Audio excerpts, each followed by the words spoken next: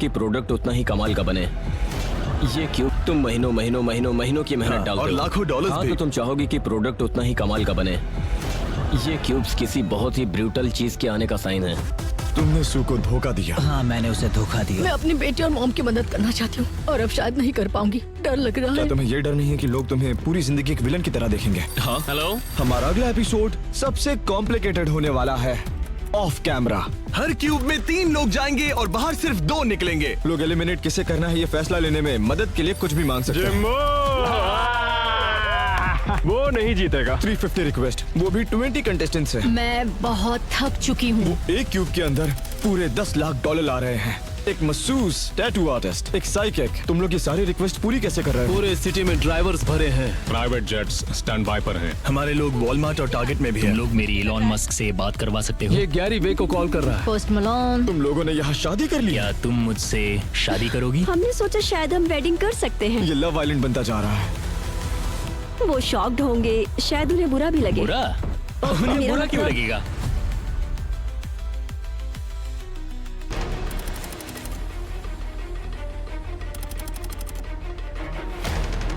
हम अभी अभी फिजी से लौटे हैं और यहाँ इनकी अगले एपिसोड की तैयारी शुरू भी हो गई है। क्यूब्स, आप कंस्ट्रक्शन की आवाज सुन सकते हैं। ये लोग भागम दौड़ी कर रहे हैं ताकि कंटेस्टेंट्स को रिवील करने से पहले ये सेट रेडी हो जाए। ओके माइकल, तुम इस एपिसोड के लीड प्रोड्यूसर्स में से एक हो। आज रात क्या होने वाला है? तो आज रात ये वॉल्स गिरेंगी और वो क्यूब्स रिवील होंगे जो शुरू से यहाँ मौजूद हाँ। थे। इन दीवारों को लिटरली जमीन पर पटका जाएगा। शायद वो लोग डर भी जाए। किसी क्यूब के अंदर जा सकते हाँ, हैं? तुम झांक कर देख सकते हो। ठीक है, तो क्यूब्स ऐसे क्यूब्स में से हाँ, यहाँ उनका फोन है जिससे वो लोग कुछ भी मंगा सकते हैं। लोग किसे एलिमिनेट करना है ये फैसला करने में मदद के लिए कुछ भी मांग सकते हैं। पर बिहाइंड द सीन्स क्या होता है? मतलब मैं ये फोन उठाकर एक पोनी मांगू तो तो? इमीडिएटली मतलब शायद अभी रिंग हो रहा हो। हाँ, अभी रिंग जा रही है। हमारे ऑपरेटर्स स्टैंड बाय पर रहते हैं। Oh my god, hello, welcome to beast hotline. अब चलो, हम अभी पूछो। सिर्फ टेस्ट कर रहे हैं। क्या मुझे हमारे क्यूब में एक पोनी मिल सकता? ओके। क्या कहा उन्होंने कहा वो तुरंत रिक्वेस्ट पूरी करने की कोशिश उसने? करेंगे। लो देखो, थैंक यही यू। है। कॉल कटने पर रिक्वेस्ट लिस्ट हो जाती है। हम हर रिक्वेस्ट को पूरी करने की कोशिश करते हैं। कंटेस्टेंट्स, मैं वापस आ गया। इसने वहाँ 18 लाख डॉलर्स का आइलैंड जीता है और इसके पास है 1 करोड़ डॉलर का कॉइन। लेकिन ये इसे फ्लिप करके प्राइस पूल को 1 करोड़ तक डबल तभी कर सकता है जब ये टॉप 6 तक पहुँच जाए। Oh my gosh. आइलैंड वाले कंटेस्टेंट अब सिटी में वापस आ गए हैं। स्ट्रेटेजी बनाने का खेल फिर से शुरू हो चुका है और आप देख सकते हैं कि यहाँ वहाँ ग्रुप बन रहे हैं। मुझे पता था मैसी होगा। देखो, हमारी अलायंस शुरू से ही सिर्फ 2 लोगों की अलायंस रही है। हम जब फीजी से आए तब यहाँ क्या हो रहा था? हम दोनों को छोड़कर यहाँ बाकी सब पागल हो रहे थे और बोर भी। और हम मजे में थे। आज मैं तुमसे कुछ बहुत ही स्पेशल पूछना चाहता हूँ। ओके, मोनिका, ये झूठ है। क्या तुम मुझसे शादी करोगी? तुमसे शादी करके खुशी होगी जिम। तो मैं हाँ समझूं? हाँ, मेरी हाँ है। ओह माय गॉड, सब कह रहे थे कि जिम मोनिका क्यों ना तुम लोग यही शादी कर लो। फिर हमने कहा शायद हम सच में शादी कर सकते हैं। फिर सोचा रिंग्स चाहिए, बुके चाहिए, वेल चाहिए और ऑफिशियली शादीशुदा हो। टेक्निकली तो ये कॉमन लॉ मैरिज जैसा हुआ, लेकिन मैंने उसे मेरे एक पास अभी नहीं छोटी लेगो रिंग दी थी। वो 20 कलर की थी और उससे इसलिए मेरे लिए रिंग बनाई और मैंने इसके लिए। अब तो मेरे साथ मजाक ये मेरी बाइक है। सीरियस हो? ये तो पूरा लव आइलैंड में बदल रहा है। लगा था 20 गेम्स में। मरते दम तक या 6 महीनों बाद होने वाले डिवोर्स होने तक। I do. I do. और अगर कोई पूछे तो हम में से किसी ने भी प्रेरणा नहीं मांगा। तो समझ लो, अगर वो जीतती है तो मैं हमारे बच्चों को घर बैठे बैठे संभालूंगा। मैं घर साफ रखूंगा। इसके बाद तुम दोनों एक दूसरे को फैमिली के सामने इंट्रोड्यूस करो। हम उन्हें ये शो दिखाएंगे। वो लोग शॉक्ड होंगे, शायद थोड़ा बुरा लगे और खुश भी हों शायद। हाँ, क्योंकि उन्होंने अपनी बेटी की पहली शादी मिस कर दी। हाँ, सही कहा, सही कहा। पहली और आखिरी शादी। अब दोनों किस कर सकते हो? सब तालियां बजाओ। रिसेप्शन स्टारबक्स में होने वाला है। इन्हें आइडिया नहीं है कि यहाँ क्या होने वाला है। इन सब ने यहाँ बहुत मजे किए हैं पर अब इनकी खुशियाँ बहुत बुरी तरह बिखरने वाली है। होपफुली अगर तुमने सीजन 1 देखा है तो तुम जानते हो कि ये क्यूब्स बहुत ही ब्रूटल गेम के आने का इशारा है।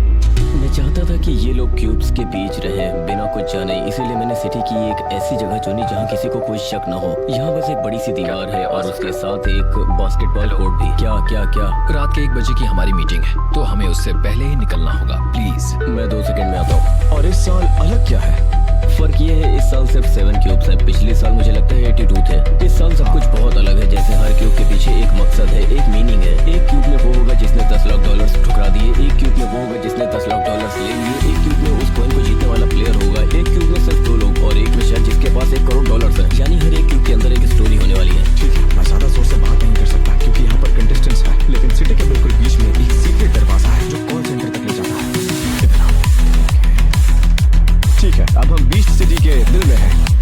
$50 लाख के नीचे। और किसी को भी आइडिया नहीं है कि कॉल सेंटर यहाँ है और अभी ये जगह जिमी के बॉयज और ड्रूस्की से भरने वाली है, जो कैमरा पर कॉल्स को आंसर करेंगे बस शो के लिए। लेकिन यहाँ ऑफ कैमरा एक असली कॉल सेंटर भी है, जहाँ ढेर सारे स्टाफ मेंबर्स मौजूद हैं जो कंटेस्टेंट से कॉल पर बात करेंगे, रिक्वेस्ट को स्प्रेडशीट में ट्रैक करेंगे और फिर स्टोर्स और कुरियर को कॉल करके वो ऑर्डर्स पूरे करेंगे। आज का एपिसोड सिर्फ ऑन कैमरा ही ब्रूटल नहीं होगा, बल्कि ये ऑफ कैमरा भी सबसे कॉम्प्लिकेटेड एपिसोड्स में से एक होने वाला है।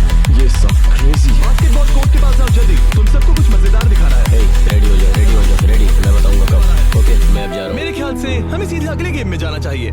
ये तो सब रेडी है? हाँ हाँ। क्लियर। अगर तुमने सीजन 1 देखा है तो तुम्हें पता है कि आगे क्या होने वाला है।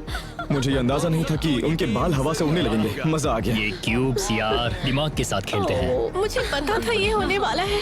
मुझे अच्छा लगता है जब मैं रूल्स एक्सप्लेन करता हूँ और कुछ केओटिक होता है तो मैं कहूँगा हर क्यूब में 3 लोग जाएंगे सिवाय एक के। सबसे सेफ ये होगा कि व्यूअर को फील कराया जाए कि एंड के क्यूब में सिर्फ 2 लोग जा पाएंगे। बस इतना बोलो अच्छा, तो कि 3 तीन। कंटेस्टेंट अंदर तुम में से जाएंगे 3 और 2 लोग। बाहर आएंगे बस। और कहो टीम सोच समझ कर चुनना, वो पहले ही टीम बनाना शुरू कर चुके हैं। हर क्यूब के अंदर 3 लोग जाएंगे और सिर्फ 2 बाहर आएंगे। अब हर किसी का रिलेशनशिप टेस्ट होने वाला है। ये है तुम्हारी टीम? हाँ लगता तो है हाँ। एक बार हैंडकफ्स लग गए तो टीम लॉक समझो। तुम्हें लगता है अगर वो गेम हारे तो डील निभाएंगे? हाँ, और अगर मैं हारता हूँ तो मैं भी वही करूँगा। मतलब मुझे लगता है यहाँ हर कोई ईमानदारी से ये खेलेगा। इंटरेस्टिंग है कि तुम लोग अपने दोस्त को चुन रहे हो। हम डे 1 से साथ हैं तो बाहर भी साथ ही जाना चाहिए ना। इन्हें क्यूब्स में जल्दी डालना टीम्स शुरू बना करो। लीजिए। भेजो। जेफ, केडी, हैना। ये सब लोग चौथे क्यूब में जा 20 रहे हैं। कंटेस्टेंट अपने क्यूब्स में जा चुके हैं अब तक। साथ चाहिए हाथ उठाओ। तुम लोग इन रिक्वेस्ट को पूरा कैसे कर रहे हो? क्लेंजर से पूछो तो वो ये बोल चुका है कि अगर किसी को सुपर बाउल रिंग चाहिए तो उसके पास कांटेक्ट है, वो 4 घंटे में मंगवा सकता है। क्या? हाँ, हमारे ड्राइवर्स पूरे शहर में फैले हुए हैं, कॉल्स आते ही रेडी रहते हैं। हमारे लोग वॉलमार्ट, टारगेट हर जगह हैं सामान खरीदने के लिए। इतनी देर तक वो खुले रहेंगे? हाँ कंटेस्टेंट से रिक्वेस्ट आना शुरू हो चुकी है। क्या कुछ ऐसा है जो नहीं मांग सकते? उनसे कह दो कि हम थोड़ी देर में फिर से बताते हैं। हमारे पास एक बहुत स्ट्रॉन्ग टीम है जो ये फिगर आउट कर रही है। मेरी टीम ने खास तौर पर पिछले 3 महीने से इस एपिसोड की प्लानिंग में लगाए हैं इन 20 लोगों का माइंडसेट समझने के लिए जो अभी क्यूब्स में तो है। कुछ चीजें जो मंगवाई जा रही हैं, जैसे हमने किसी के लिए लॉबस्टर ऑर्डर किया, किसी के लिए ग्रिल्ड सैमन मंगवाया। ज्यादातर स्नैक्स, खाना और गेम्स ही हैं। 6 सोनिक ब्लास्ट। एक Oreo peanut butter milk shake. 3 diet sodas और 3 क्या था ऑरेंज। हाँ 3 फैंटास प्लीज। मैं पागल हो चुकी हूँ। ओके, तो ये लोग रुक ही नहीं रहे हैं। एक के बाद एक रिक्वेस्ट आती ही जा रही है। ओके, क्यूब 3 के लिए सर्फ और टर्फ भेजो। और टाइलेनॉल किस क्यूब के लिए था? ओह फाइनली इन्हें पिज्जा मिल गया। तो अभी तुम लोग लगभग 350 रिक्वेस्ट पर हो। हाँ अभी लगभग 320। 320? हाँ। बस 20 कंटेस्टेंट्स हैं। अभी कौन सी रिक्वेस्ट आई है? एक गोल्फ सेट। एक गोल्फ सेट। हाँ, हमारे पास एक गूगल डॉक है जिसमें हम आने वाली सारी रिक्वेस्ट मॉनिटर कर तो रहे जब हैं। क्यूब से कॉल आता है हम उसे इस शीट में एंटर करते हैं। जैसे ये गोल्फ सेट, हमें पता था कि ये स्टॉक रूम में मौजूद है। स्टॉक रूम मतलब वो चीजें पहले से तुम्हारे पास है, वो सब एक कंटेनर में है। एग्जैक्टली। इन्होंने पहले से ही बहुत सारी चीजें तैयार करके रखी हैं, जैसा आप देख सकते हैं। आर्केड गेम्स है, सूमो सूट्स हैं, बास्केटबॉल हूप्स है, स्लशी मशीन्स हैं, कूलेट स्नो कोन मशीन, मतलब सारी रैंडम चीजें भरी हैं। ओह ओके, यहाँ तो और भी ज्यादा प्रॉप्स और गेम्स हैं। हम प्रेडिक्ट करने में काफी अच्छे हैं कि लोग क्या मंगाएंगे। हमारे पास रनर्स की एक टीम है जो शहर में नहीं बल्कि पूरे देश में घूम रही है। पूरे देश में? पूरे देश में। हमारे पास काफी लोग पहले से रेडी हैं, जैसे लॉयर स्टैंड बाई पर हैं, टैटू आर्टिस्ट, साइकिक, साइकोलॉजिस्ट। क्या वो बार्बर अभी भी यही है क्या? मतलब हम लगभग हर किसी तक पहुंच सकते हैं। ऐसे लोग जो हमसे ज्यादा दूर ना हो, जिन्हें हम अगले 12 घंटों में कॉल कर सकें और वो आ जाए। हमारे पास दूसरे स्टेट्स में प्राइवेट जेट्स भी हैं जो स्टैंड बाय पर हैं। सच में? हाँ। और क्या सेलिब्रिटीज भी स्टैंड बाय पर हैं? हाँ, कुछ यहाँ कुछ वहाँ। जिमी के फोन का ओवर द शोल्डर शॉट मिल सकता है। वो गैरी वी को कॉल कर रहा है। गैरी वी को कॉल किया और पोस्ट मलोन को भी, तो मजा ओह आया। वाह, क्या उन्हें फेस टाइम किया या सिर्फ कॉल पर बात? हाँ फेस टाइम किया। ये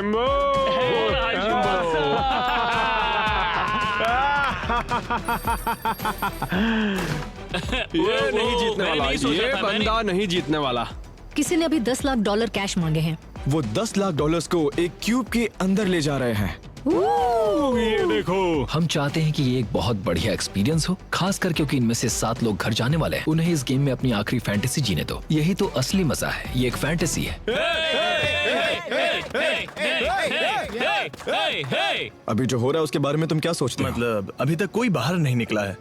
ये लोग इसका पूरी तरह से फायदा उठा रहे हैं, सब मजे कर रहे हैं, जो कि बहुत अच्छी बात है। पर एक क्यूब में जेफ है सीजन 1 का विनर, मैंने उसे इतना सीरियस कभी नहीं देखा। वो हंस नहीं रहा है, मजे नहीं कर रहा है, वो फोकस्ड है एकदम वॉर मोड में। और मैं हैरान हूँ कि इयन जिसने 18 लाख डॉलर का आइलैंड जीता है, उसे भी ये लोग मौका दे रहे हैं। पर क्यों? वो खुद को एलिमिनेट करने वाला था तो निकालो उसे।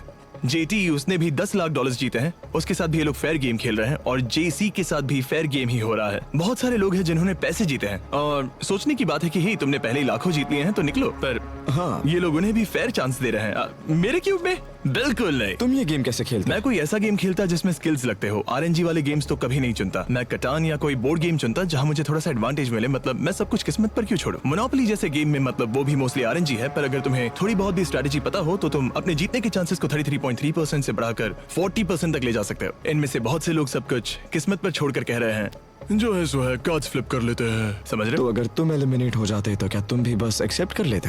हाँ, मैं अपनी जबान से नहीं पलटता, उसमें कोई शक नहीं है, लेकिन मैं खुद को कम से कम एक मौका तो देता। मैं किसी ऐसे प्लेयर को जिसने 1 करोड़ 18 लाख या 10 लाख डॉलर जीते हैं उसे मुझे पीछे हटाने नहीं देता। अगर आरएनजी ही करना है तो उसके जीतने के चांसेस खराब होने चाहिए क्योंकि उसके पास बहुत पैसे हैं। जेटी लोगों को धोखा देकर मिलियनर बन गया और ये लोग बोल रहे हैं हम तो लड़के हैं, जेटी अच्छा है और उसे सेम चांस दे रहे हैं। मतलब क्यों?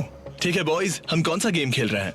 कोई गेम नहीं, मैं सैक्रिफाइस कर। वो मैं ये सोचकर तो अंदर बिल्कुल नहीं आया था। ये मुझे बहुत रुला रहा है। हम डे 1 से एक साथ हैं।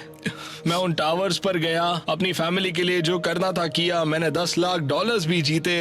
मैं अब सब इन पर डाल रहा हूँ क्योंकि ये कोई एहसान नहीं है। मैं अपनी फैमिली का ख्याल रख रहा था और मुझे उम्मीद है कि अब ये लोग अपनी अपनी फैमिलीज का ख्याल रखेंगे। कोरी, तुम्हारे दिमाग में क्या चल रहा है? मैं हमेशा तुम्हारा शुक्रगुजार रहूंगा मैन। इस गेम में हम एक दूसरे के बहुत क्लोज आ गए।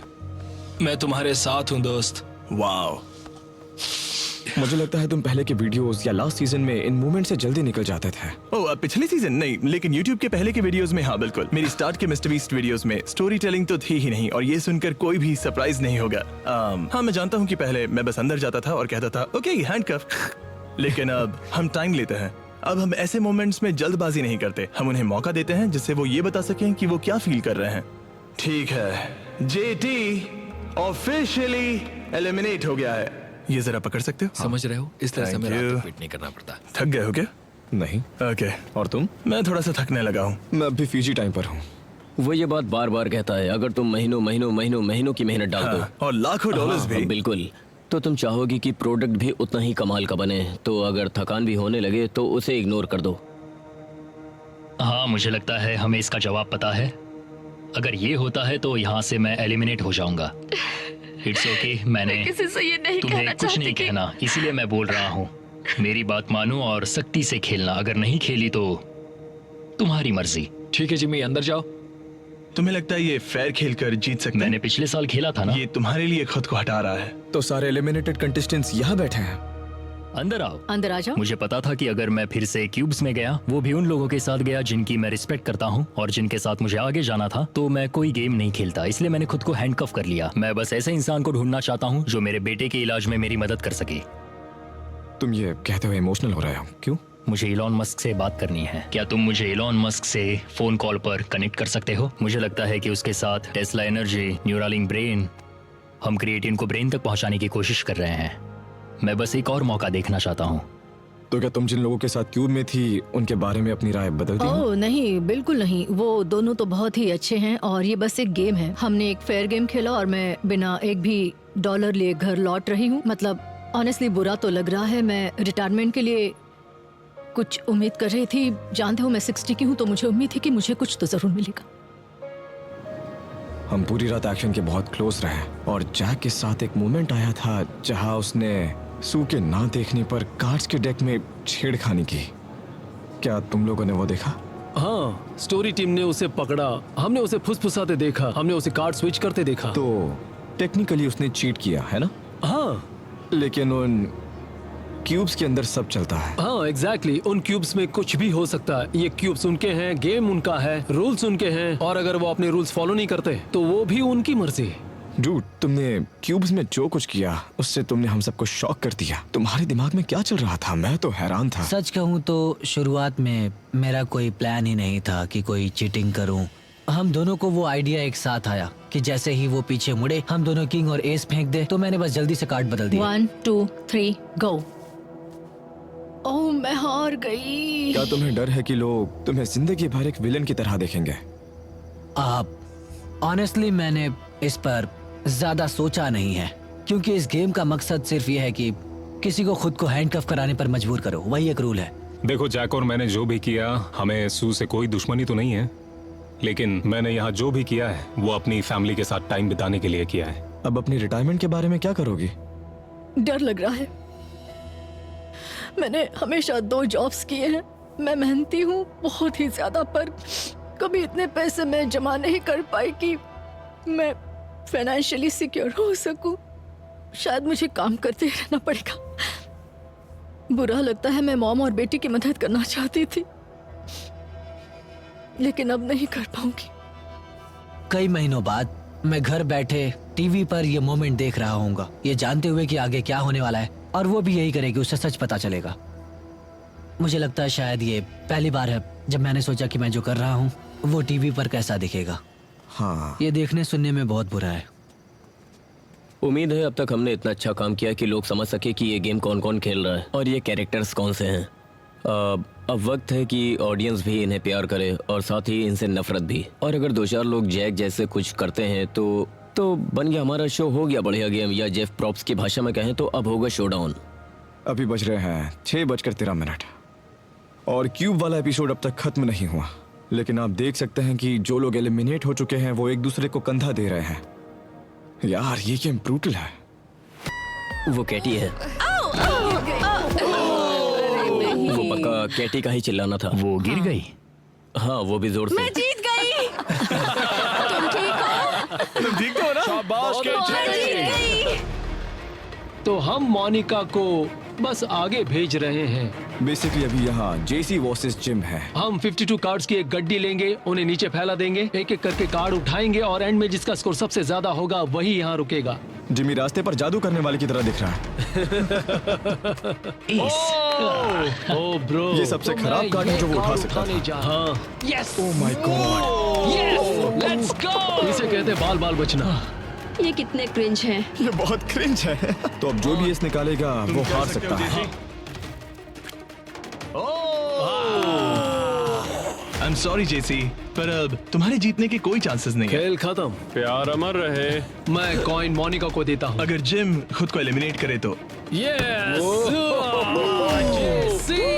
मैं शो का बजट देखता हूँ, यही मेरा काम है हर दिन, और मुझे पता है ये कैसे होगा। मैं बस एक ही चीज चाहता था कि वो कॉइन फ्लिप हट जाए। इससे उसके हाथ में बहुत पावर आ जाएगी, वो 1 करोड़ जीत सकती है। मुझे पता है। हाँ वो जीत सकती है। जॉन सुबह के 5 बजे है और हम अब भी एपिसोड खत्म नहीं कर पाए। ये लोग 100 फीट ऊपर हवा में हैं। बीप पर फ्लोर नीचे गिर जाएगा। ऑलराइट, प्लेटफॉर्म्स हट चुके हैं। अगर वो छोड़ दें तो 40 फीट नीचे गिरेंगे। इसे बनाने में कई महीनों की मेहनत लगी है। पूरी तरह से एक नए लेवल पर है। तुम्हें अभी इन सब में मजा आता है। ये नॉर्थ अमेरिका का सबसे बड़ा साउंड स्टेज है जिसे एक यूट्यूबर ने बनाया है। ये अब तक की सबसे फ्यूचरिस्टिक चीज है जो हमने की है। अगर एक भी गलत कदम लिया तो तुम्हारा हार्ट टूट सकता है।